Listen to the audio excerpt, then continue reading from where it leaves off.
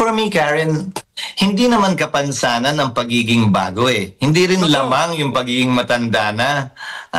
Pantay-pantay Soto, hindi daw lamang pagiging matanda na. lang kaming lahat sa Senado. Bago man o luma, matagal man o ngayon lang. We are all senators elected by the people and we have one vote each. Hindi mas maraming boto yung veterano ha. Hindi kalahating boto yung bago at bata. We all have the same votes and I think it would be unfair, to say the least, na maliitin yung kakayanan nung bago, nung bata. Nako, matindi ho ang naging sagutan nitong si Senate President Chis Escudero at nitong si Karen Davila. Kasi yung ibang mga kritiko nitong si Senator Rodante Marcoleta, kini-question yung pagiging baguhang senador niya, bakit daw ibinigay sa kanya yung Blue Ribbon Committee, gayong napakarami namang veteranong abogado sa Senado. Bakit ito daw si Senator Rodante Marcoleta ang pinahawak dyan sa napakamakapangyarihang committee na yan? At isa na ho dyan, yung mga pinklawan at dilawan, kini-question ho nila yung desisyon na yan ng pamunuan ng Senado. Pero bago ho natin pag-usapan yan mga kababayan, isang like at isang subscribe, masaya na ho tayo dyan sa mga gusto sumali sa ating community. Scan nyo na ho yung QR code na yan para kayo ho ang pinakaunang makakita sa ating mga reaction video. Hayun na nga mga kababayan, no? Kung maaari lang naman ho mga kababayan, bago matapos itong July, paabutin na ho natin ng 940,000 subscriber. Para 60,000 na lang ika nga. Mahihipo na ho natin na sabay-sabay yung ating gold play button. At kung sakaling dumating yun, pag nagpa-party tayo, ipapahipo ko rin ho sa inyo yun, di ba? Ipapakita ko sa inyo yun. Magpapaparty kayo, pupunta ako. Ayun na. Ayun na nga mga kababayan. Ito na yung ngayon, mainit sa social media. Ibang klase nga naman ho itong si Tamba. Kaya si Romualdez, lalaban sa korupsyon. Paano mo lalabanan na sarili mo? Ang tanong ng ating mga kababayan dyan sa comment section ng post na yan ng Abante. Ha? Paano mo lalabanan ng sarili mo? Ikaw ang mukha ng korupsyon sa Pilipinas, Martin Romualdez. Ha? Baka nakalimutan mo. Kailanman, halimbawa, ang isang magnanakaw, hindi mo pwedeng sabihin na kakalabanin ko yung mga magnanakaw. Hindi pwedeng sabihin yun. Hindi pwedeng sabihin yun. Di ba? Hindi pwedeng sabihin sa sarili mo yun kasi ikaw yun eh. Di ba? Ngayon, paano mo sasabihin, Martin Romualdez, kung lalabanan mo ang korupsyon, kung ikaw ang nakikitang mukha ng korupsyon ng ating mga kababayan dito sa bansang Pilipinas? Ito, we are the president, so na. Ngayon nyo lang narinig, palangya kayo. Importante si Marcos Jr., yung boses na sambay ng Pilipino, yung estado ng pamumuhay ng bawat isang Pilipino, hindi importante.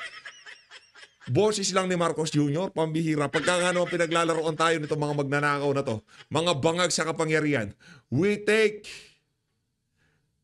to heart his call, his frustration, even about the lingering shadow of corruption in our institution. Anong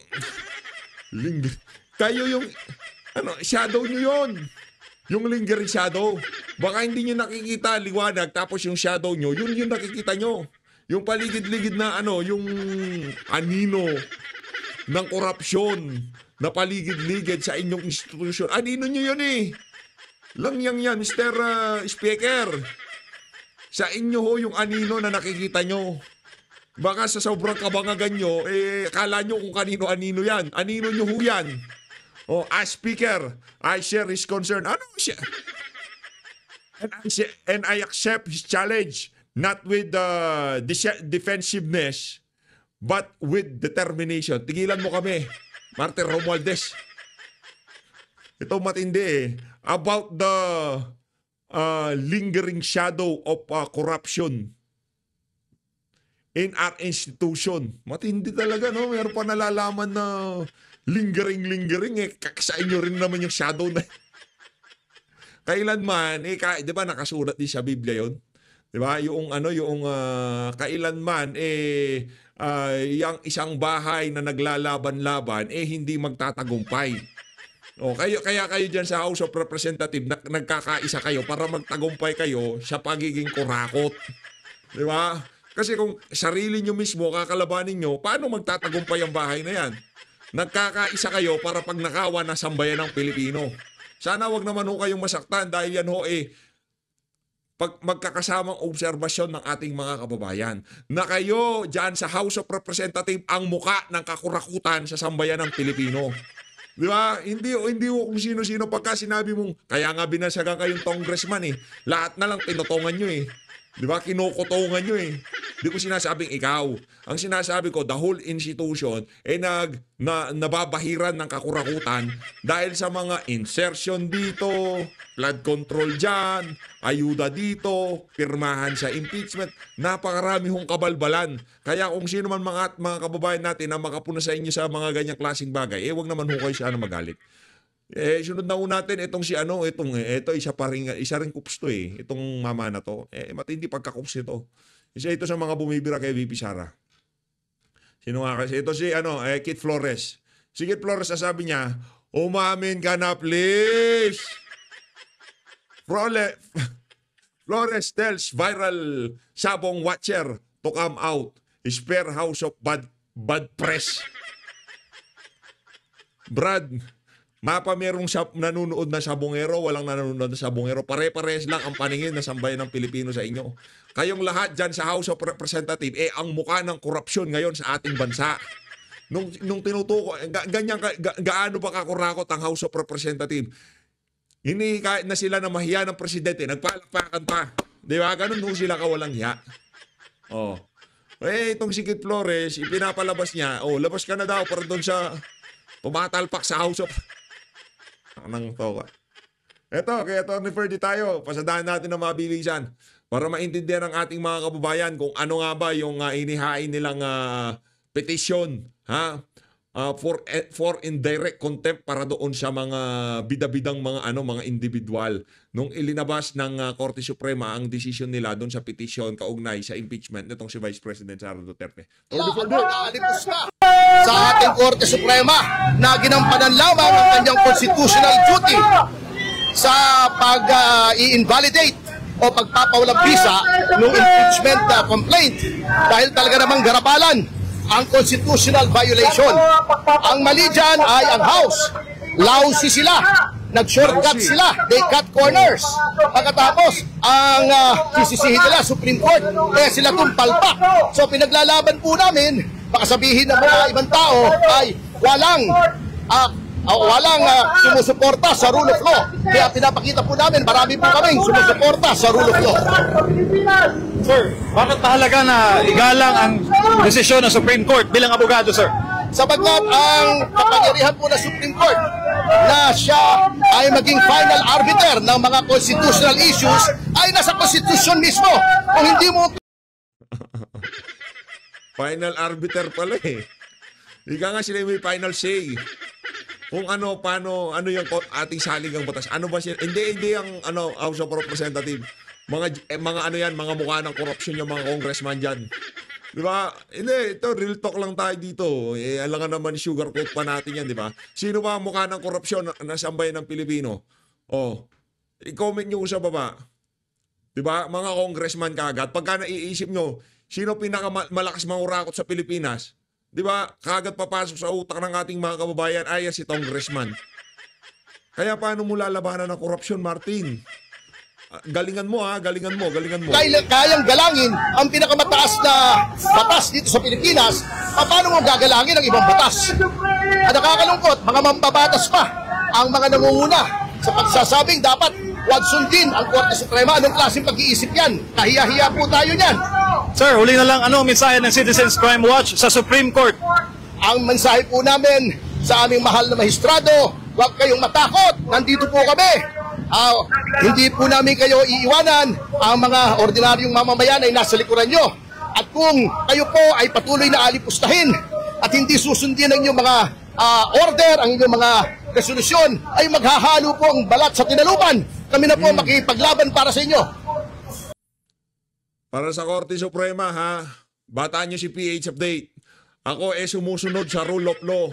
Kung ano sabihin ng Korte Suprema, yun ang susundin ko. Pag sinabi ng Korte Suprema tuloy ang impeachment kay Vice President Sara Duterte, yun ang susundin ko. Kasi tayo may batas. Tayo may mga korte. Tayo hindi mga pusakal kagaya ng mga nakaupo ngayon sa pamahalaan nang kikidnap at nagpapadala ng Pilipino sa ibang bansa gayong meron namang gumaganang korte sa ating bansa. Tayo naniniwala sa ating Korte Suprema. para dito kay Gismundo, bata mo si PH. Hindi, doon lang tayo sa tama. Ngayon, itong si Tambaluslos, pagka ginawa niya na yung tama, wala naman tayong choice. Di ba? Doon tayo sa tama. Pero pagka taiyan ng kalabaw o taiyan ng baka, malayo pa lang naaamoy ko na. Kahit na nung pagbabalat kayo mo, tamba, hindi mo kami maluloko dito sa PH Update. Ika nga. Tuloy! Tuloy! Maraming salamat. Maraming salamat, sir. Ayun, tapos na ho. Yan si Sir MJ Mondehar. Yan ho yan ho ang nag-interview, si Sir MJ Mondehar. Palakpakan ho muna natin, idol natin yan. Isa sa mga anchor ng SMNI. Mag-subscribe ho kayo, SMNI, tsaka SMNI, Gikan sa Masa, para sa Masa. Yan ho ang programa ni dating Pangulong Rodrigo Duterte noong hindi pa ho siya pinadala dyan sa Daing Netherlands. Yan ho niya hinihimay yung mga maiinit na paksa sa ating bansa noong nandito pa ho siya. Kaya suportahan ho natin. Ako talaga sa mga stasyon, ang aking top dyan, SMNI, Net25, sino pa ba? Yung bilyonaryo lang naman, kaya lang naman papasama sa listahan natin dyan dahil nandiyan si Ma'am Pinky. Wala na dyan si Ma'am Pinky, di nakasama yan. Basta ang atin dyan, SMNI, Net25. Yun ho talaga. Yun lang ang pinapanood natin, pinapakinggan natin. News 5, pero bias din eh. Di ba? Nakukornihan tayo sa mga atake nila. Pagka ako kasi medyo matagal na kayo dito, unang buka pa lang ng bibig ng reporter, alam mo na kargado, alam mo na propaganda, alam mo na demolish. Di ba? Senator Cheese, ano bang natin latest? Climate change. DPWH has been adapting projects left and right, and I'm not necessarily the one again, Karen, that's an insinuation that is from Sorsogon. So we should ask DPWH. Again, what the President said was, may mga proyektong maanomalya. Sino ba ang unang nakakaalam ng maanomalyang proyekto? Sino bang pumayag and signed off to these projects as well? It would be nice to look at, if at all, of the total flood control budget, ano ba yung allocation ng kada probinsya at lalawigan? For example, the billions of pesos in flood control in Metro Manila. Porkit ba yung mayor doon ay sikat magaling sa kanila at yun? Yung mga senador ba taga Maynila, kanila na agad yun? Yung congressman ba? How do you factor that in? And then all of a sudden, in two provinces, Karen, may I finish, Karen? In two provinces, only Bulacan and Sorsogon, biglang sa amin yun at kami may-ari nun. Hindi naman tama yun. Kasi ang tanong ng ilan, ang daming binabaha sa Metro Manila, for example, nakita naman natin, bakit hindi sila ang malaking budget sa flood control, Senator? Well, malaki ang budget ng Metro Manila, Karen. Actually, on top of DPWH, also MMDA, may mga foreign assisted projects pa. But Karen, I'm not about to defend the proposals of DPWH. Let them do that. That is for the agency, I guess, to explain and say. Also, the representatives there. Ikaw naman, Karen. Ako na yung responsable kahit hindi sa aming lalawigan. Tapos pati Metro Manila, ako na naman. Hindi naman ganun yun. Again, we are open to investigating this. Ikaw naman, Karen. Huwag naman ganun, Karen naman. In fact, Senator Bam, I believe, has filed a resolution to investigate this already, and it will be proceeded with accordingly by the Senate for the simple reason that we are hiding nothing and we are not afraid of anything. Okay. Now, you talked about your career a bit by saying, ngayon pa na tumanda ako. Ito pa yung akusasyon, which is a very good point. When you started, you became known as a legislator in Congress, as an opposition senator, right? You spoke about corruption. And then now when you open social media and you have critics saying that, accusing you of being one of the masterminds of a corrupt 2025 budget. So the accusation of corruption against you has come today. Not even when you ran for vice president, right? In the past. Hindi. Ngayon ka sinasabing corrupt senator. What's your question, Karen? No. Hindi ito unang beses na sinabi yan, Karen, ha? Ngayon lang siguro mas na-highlight dahil ako ang Senate President at naging mainit yung labanan sa Senate Presidency. Usually, the Senate Presidency doesn't involve criticisms against candidates running for that post. In fact, this is the first time that criticisms have been made against candidates running for the Senate presidency. This is new for me even in my long years in politics. But what is your question, Karen? I consider it par for the course. Ang importante, hindi totoo, natawag na ako ng maraming bagay sa nagdaang panahon. Most if not all of which have been disproven simply because they are not true. Yung nung sinabi ng presidente, mahiya naman kayo, actually, I did not feel alluded to. In fact, I was one of the first to stood up and clap. I think you would know who were the ones that took a while to stand up and clap without naming names anymore. Okay. Sino yun? Sino yung mga yun? Sa bagay, sa bigat ng katawan nitong si Martin Romualdez, kung di siya tumayo, maiintindihan ko na. Baka maraming laman yung bulsa niya, baka meron pa nakatape sa katawan niya, no? Kaya, hirap tumayo, hindi ako makapalakpak. Nanto ko. Okay. Then I wanted to ask you this. So, Yes. you are introducing a bill banning officials' relatives from serving as contractors and suppliers, right? So the intention is good. Pero ang mga Because that is so commonplace already of late, Karen. commonplace when it comes to congressmen having That is so commonplace when it comes to congressmen and local officials.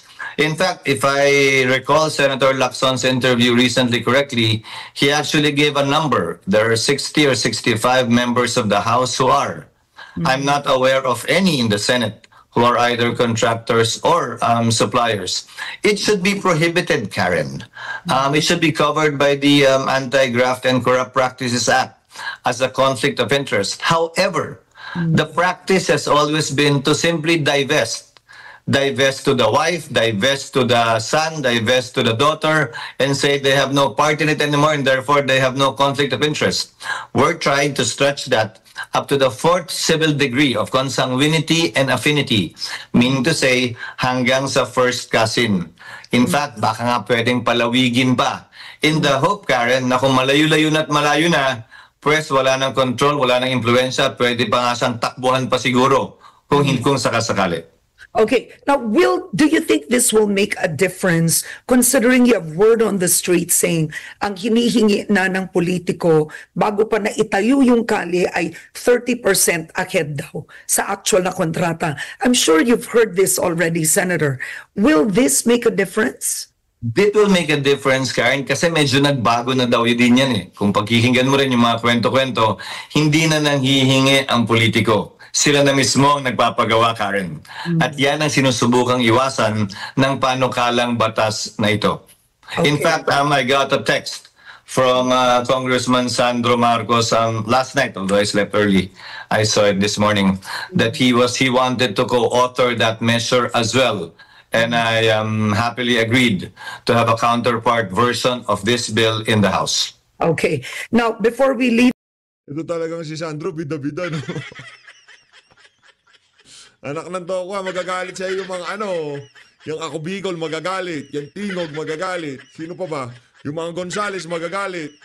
Ano mo yun, mga kamag-anak nila yun eh.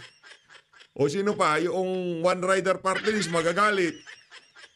this, the House Speaker said that for the 2026 budget, you will be opening, you will make it transparent. You'll have civil society groups, stakeholders, observe, watch. How are you envisioning this, and will this make a difference? Karen, again, let me trace back to when I was Finance Committee Chairman. Yeah. I opened the BICAM. That was the first time that the BICAM was also quote-unquote opened. But most of the work, as you will see when the BICAM is opened, most of the work are being done by secretariat personnel reconciling figures. So when I opened it, first In other day, words, you mean staff, the team. there were some media. Second day, wala nang nagpunta because it was basically computing and encoding. I'll try to describe it, Karen. The House there's the NEP. The House amended the NEP and came out with the GAB, the General Appropriations Bill. The Senate will now base its amendments on the GAB, what we got from the House. Now you have to understand, the original document is still the NEP. So when the House amended the NEP, they got from this department, that department, moved it to this department, to that department. Mababang When the- kapulungan ang gumawa nun. Kumbaga, kung may korupsyon at galit kayo sa amendment, sinasabi niyo, Senator, mababang kapulungan ang gumalaw nun. Yung unang parte, Karen, yung GAB. Now, when the Senate comes, they will review the proposal of the budget of the House through the GAB, and will base amendments on their amendments. So, kunwari, yung sweldo, ginawang ganito, kinuha dito yung... Senator, I lost you. You're on mute? Sorry, no, I'm not. Oh, go on. Okay. now you- Dadagdagan pala o babawasan at baka sabihin namin, maling bawasan to, dapat kunin to dito, mas hindi kailangan. So, when the BICAM meets, it's actually the staff who will work more often than not to try to identify where they got what and to try to reconcile asa na tayo ngayon. So usually, the challenge is that the procedure is to go back to NEP. To start with the NEP all over again and trace back. Okay.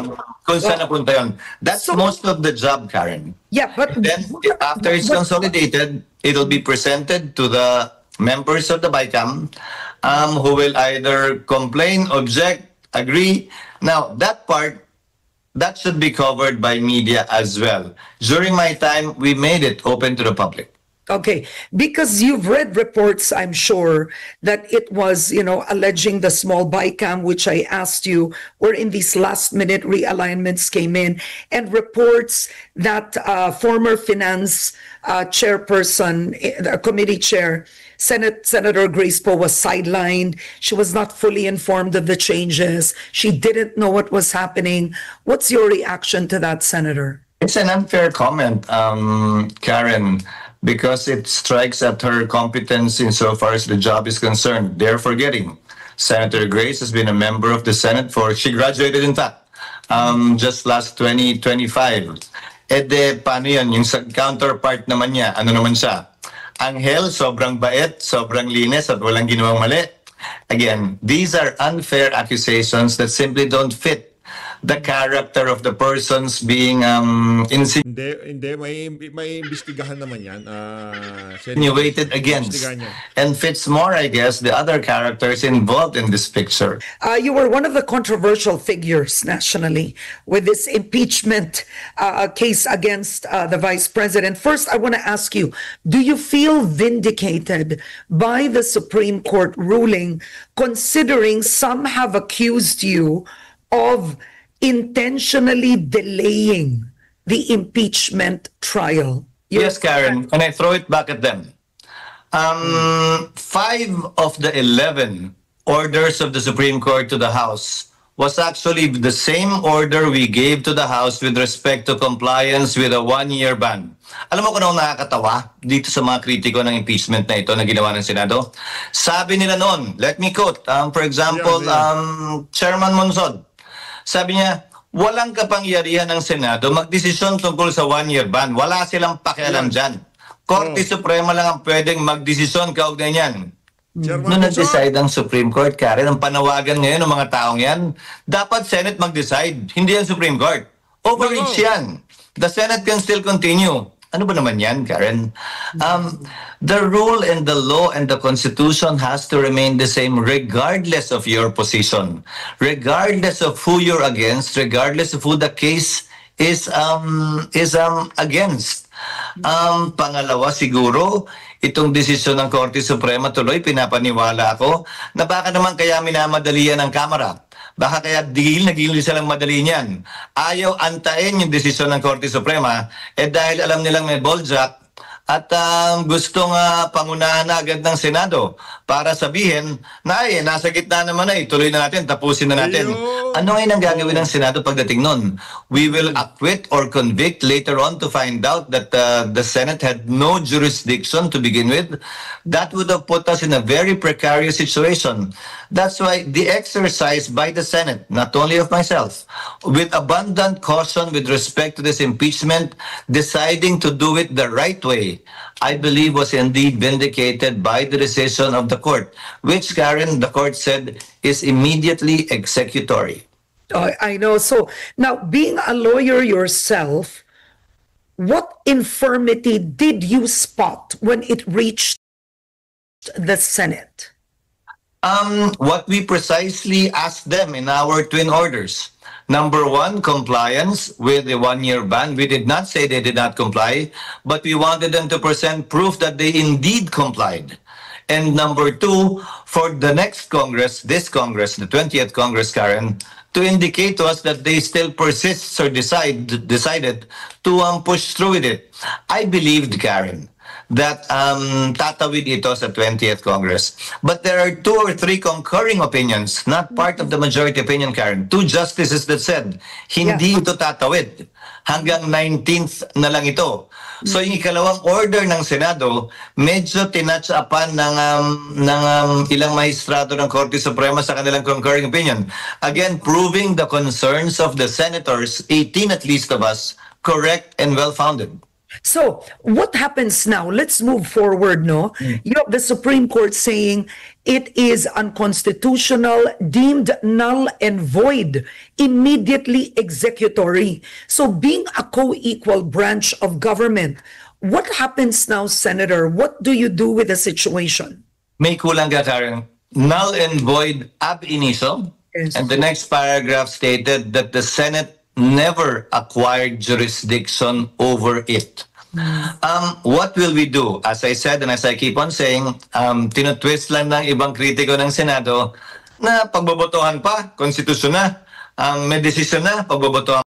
In fairness etong si Chis, umamin na yan na ayaw niya kay VP Sara. Di ba umamin na siya? Ayaw. President Sara Duterte. Lahat ng siya sabi na hindi tatawid, siya gusto niya tumawid. Tama mali?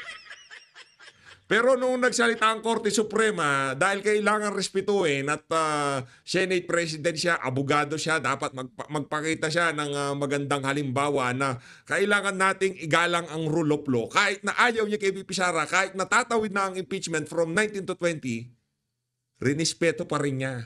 Dapat ganyan lang. Magpaka-consistent lang, ika nga. Wow. But the Senate is a collegial body. As I said in my opening speech the other day, the Senate decides everything as a collegial body. Someone will move. If someone objects, we put it to a vote. So we'll put this to a debate and vote, Karen, on a date certain on August 6. What to do with the impeachment in light of the Supreme Court decision. The choices that we discussed in caucus are varying. So it depends on what the motion will be. To Ano yung either mga choices, Senator? Baka you can share without naming your colleagues. Ano yung mga choices na discuss sa caucus? To decide on it because it's immediately executory. Napag-usapan din na paano kung ma-reverse yan. May argumentong unanimous yan sa karanasan at kasaysayan. Hindi nangyayaring nare-reverse yan. At kung intention talaga ng Korte Supremang hindi ito agad patupad, hindi nila nilagay yung immediately executory, pwede rin namang hintayin na mag-file muna yung House of Representatives ng recon. Pero hindi pa maliwanag yun. Baka mag-antay kami sa wala. At kung inintay namin yun, kailan na naman magpapasa ang Korte Suprema? In the meantime, anong gagawin namin? Held in abeyance, postponed muna. Nung nakarang mga buwan, Karen, nagmamadali at gigil na gigil yung mga tutol kay Vice President Sara at pabor sa impeachment. Ngayon naman sila ang nangihingi ng panahon na wag daw madaliin, wag daw gawin ng Senado agad, maghintay daw muna. Again, we cannot decide based on mere whim of these partisan people who have already taken a position either for or against. I said this at the beginning of the impeachment when it was filed last February 5. Hindi ko papakinggan yung mga may pasa at desisyon na. Yung pabor kay VP Sara at ayaw sa impeachment, yung ayaw kay VP Sara at gusto sa impeachment. I will not be cowed nor bullied by these people into acting one way or the other. We will do what we think is right. So if the Supreme Court said the Senate never acquired jurisdiction, would that mean that the whole process that the Senate took as an impeachment court was technically null and void as well? What does that mean? Yes, Karen. Yun. Yes, that's why the wording of the Supreme Court was null and void ab initio. Ab initio, Latin to mean from the beginning. So paano yun? Will it be in the records? You had senators, you took your oath, di ba? May kang proseso. What does that mean? It won't go in the records? That will all be part of the records, Karen. Okay. So that the story can and will be told. The Senate is a body of record. Everything that happens, whether we reverse ourselves, reconsider what we did, everything that happens or happened will be recorded. Even our votes on August 6 will be recorded as well. I look forward to the debates actually, Karen, because during our caucus, a lot of good points were raised from both sides. Na I think we will all be wiser, more educated when it comes to the impeachment process if our people will hear the arguments, the positions, and the laws supporting either position. Okay. Now, critics say that you intentionally shifted the burden to the Supreme Court, Senator. I was not the one who filed the case, Karen. It was Vice President Sara and Attorney Torion, etc., who filed the case. They filed the case too, Karen. These critics that you're referring to. They filed the case for mandamus to order us to proceed. Vice President Sara, Attorney Torion et al. Filed a petition before the Supreme Court for prohibition. They both sued us. So, excuse me, hindi po kami nagsampa ng kaso sa Korte Suprema at pinasa sa kamay nila ito. Kayo po yun, yung mga magkabilang panig ng impeachment. The Senate never filed a petition before the Supreme Court.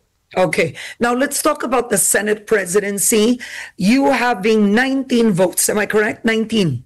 Yes, Karen. 19 votes. You've already, first of all, Ano din siya parang ang dating, unanimous din ng Si Soto, iyak na naman dito.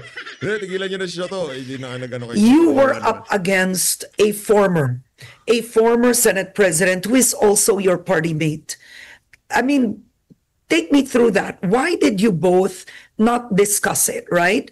I mean, some people asked, it doesn't look good for the party itself. You and Senator Tito Soto, magkapartido kayo, ba't ikay nag-usap? Karen, even when I first ran,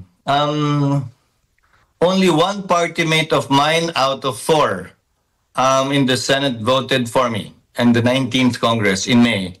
So, ganon din to. Gusto ba nyo parang sindikato ang partido? Kami-kami lang mag-uusap at hindi yung botante? Hindi ba mas maganda na sa dulo yung botante, in this case the senators, are the ones who chose instead of choosing for them? That has been my principle ever since I entered the House actually in 1998. I'd rather that things be done on the floor than in closed doors. Okay, so you've already announced the major committees. You have Senator Kiko Pangilinan for Agri, Bam Aquino for Education, and so on. No, Win Gatchalian for Finance, that's correct. No, and you have Marcoleta for the Senate Blue Ribbon Committee. We're showing a list right now on your screen. So Yes. these have already been decided. Take us through, for example, Kiko Pangilinan and Bam Aquino, which could have been in the minority, and yet you gave them juicy, powerful committees. These are not. I don't consider committees, Karen, either juicy or non-juicy, powerful or non-powerful. There's a reason why these committees exist, and it's a question of their respective advocacies and core competence. So sa kaso, sa sitwasyon ni Senator Pangilinan, he ran on that platform. Sa sitwasyon ni Senator Bam Aquino, he ran on that platform specifically too. Sa kaso nung iba, they were former executive department officials handling those offices. So we tried to make do with the available talent we have in the Senate. So it's not really a question of giving them this or that. And another thing, Karen. Okay.